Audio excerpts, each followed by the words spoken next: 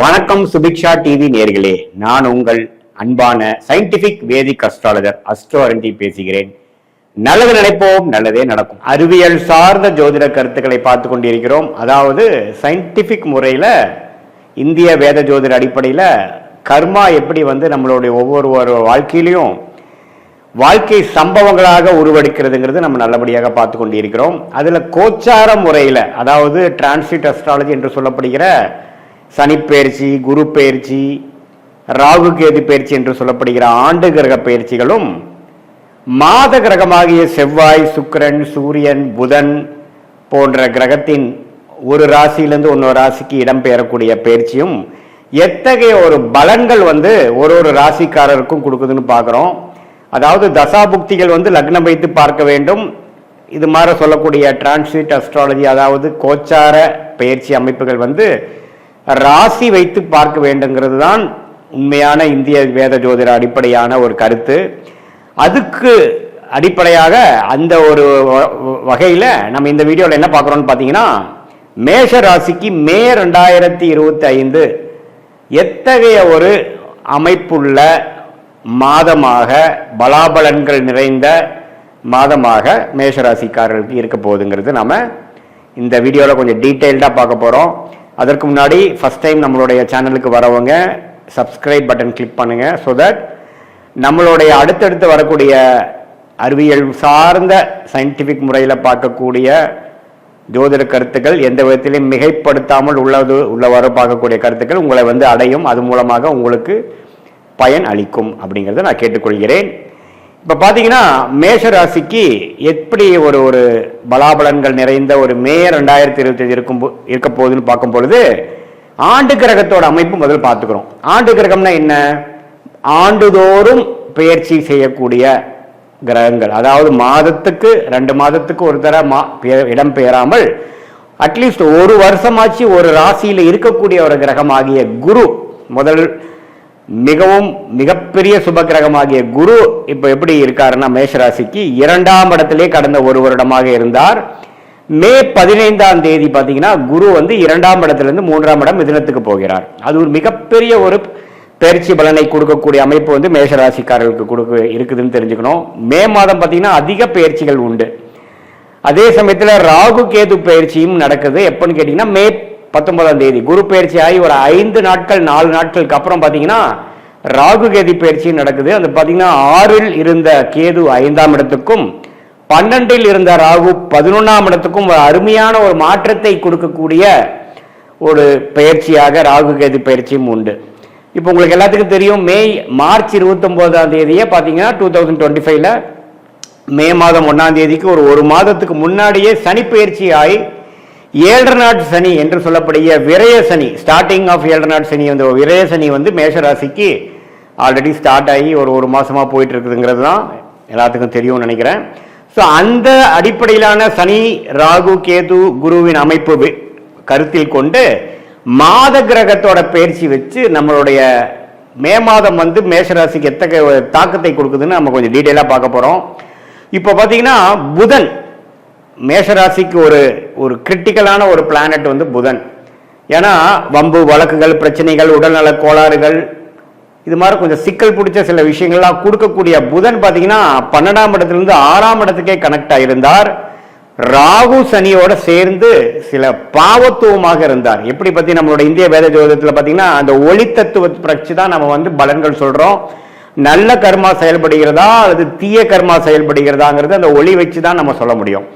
அப்படி வைத்து பார்க்கும் பொழுது புதன் கொஞ்சம் சனி ராகுவோட சேர்ந்த அந்த பாவத்துவமான ஒரு காம்பினேஷன்ல போய் புதனும் மாட்டி, அப்புறம் நீச்சமாகவும் போய், நீச்சம் சுக்கிரனால் நீச்ச பங்கம் ஆனாலும் நீச்சமாய்தான் நீச்ச பங்கம் ஆறாருங்கிறது நம்ம தெரிஞ்சுக்கணும்.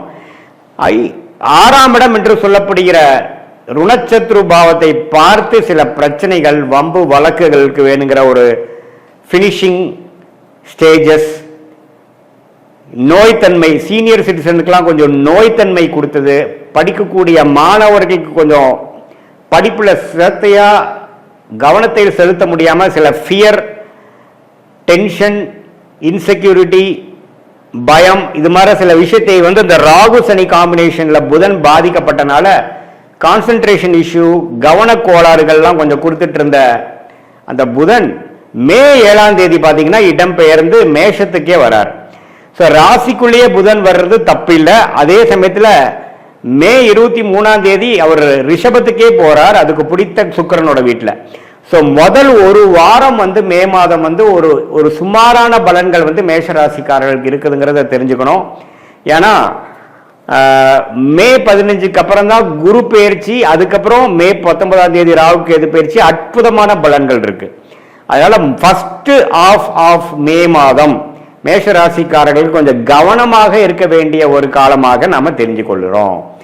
எல்லா விஷயத்திலையும் கொஞ்சம் சாட்டிஸ்ஃபேக்ஷனுக்கு வர்றதற்கு கொஞ்சம் கேப் இருக்கிற மாதிரியும், கொஞ்சம் சேசிங் இருக்கிற மாதிரியும், நம்ம கைக்கு வந்தது வாய்க்கு வரவில்லைங்கிற மாதிரி ஒரு அமைப்பு இருக்கக்கூடிய அமைப்பு மாணவர்களாக இருந்தாலும் சரி, சீனியர் சிட்டிசன் என்று சொல்லப்படுகிற முதியோர்களாக இருந்தாலும் சரி, உத்தியோகத்தில் இருக்கக்கூடிய உத்தியோகஸ்தர்களாக இருந்தாலும் சரி, தொழில் இது மாதிரி எக்ஸ்போர்ட் இம்போர்ட் வியாபாரம் இது மாதிரி விஷயத்தில் இருக்கக்கூடிய தொழிலதிபர்களாக இருந்தாலும் சரி, முதல் ஹாஃப் வந்து கொஞ்சம் சுமாரான பலன்கள், கடன் நோய் வம்பு வழக்குகள் அது மாதிரி கொஞ்சம் பண விஷயத்தில் போலக்காடு எல்லாமே கொஞ்சம் ஒரு சுமாரான ஒரு அமைப்பு கொடுத்து மே 15க்கு அப்புறம் ஆகக்கூடிய அந்த குரு பெயர்ச்சி 7ஆம் இடம் பாக்கியஸ்தானம் என்று சொல்லக்கூடிய 9ஆம் இடம் லாபம் என்று சொல்லக்கூடிய லாபஸ்தானத்தை குறிக்கக்கூடிய 11ஆம் இடம் மூன்றையும் பார்க்கக்கூடிய அமைப்புக்கு மே 15 தான் வரார். ஸோ இத்தகைய அமைப்பு வந்து நல்ல ஒரு மாற்றத்தை மேஷராசிக்காரர்களுக்கு கண்டிப்பாக கொடுக்கும். ஸோ இத்தகைய ஒரு மாற்றத்துக்காக தான் நீங்கள் இவ்வளோ கடுமையாக ஒரு 6 மாதமாக மேஷராசிக்காரர்கள் உழைத்தீர்கள்ங்கிறதான் உண்மை. ஸோ அதனால அந்த குரு பெயர்ச்சி மே 15ஆம் தேதி, மே 19ஆம் தேதி ராகு கேது பெயர்ச்சி. ஸோ இத்தகைய பெயர்ச்சிக்கு அப்புறம் பார்த்தீங்கன்னா ஒரு அருமையான ஒரு அமைப்புகள் இருக்கு.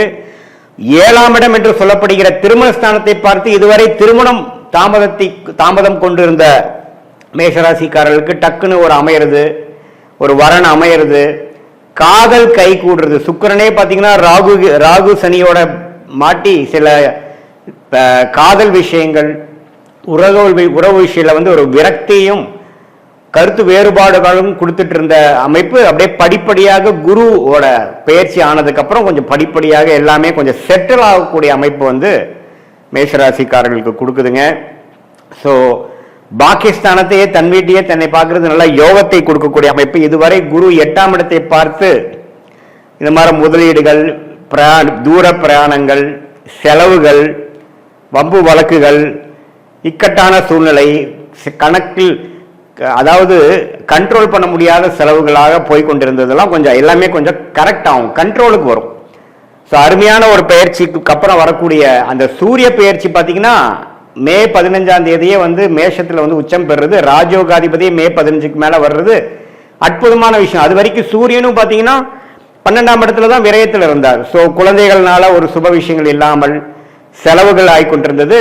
குழந்தைகள்னால சில பெனிஃபிட்ஸ் நற்செய்திகள் வரக்கூடிய அமைப்பு மே 15க்கு மேலே வருது.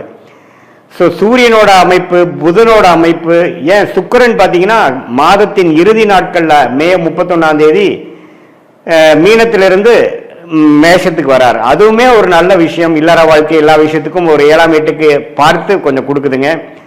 ஸோ அதே சமயத்தில் செவ்வாய், ராசி அதிபதி செவ்வாயே 4ஆம் இடத்துல நீச்சமாக இருந்து 10ஆம் இடத்துக்கு சம்மந்தப்படுறது வேலை, தொழில், இது மாதிரி உத்வேகத்தில் சில விஷயங்கள் முயற்சியை கொடுக்கக்கூடிய அமைப்பு கண்டிப்பாக உண்டு. ஸோ எந்த மாதத்தில் செவ்வாய் ராசி அதிபதி எந்த மாற்றமும் இல்லாமல் இருக்கு.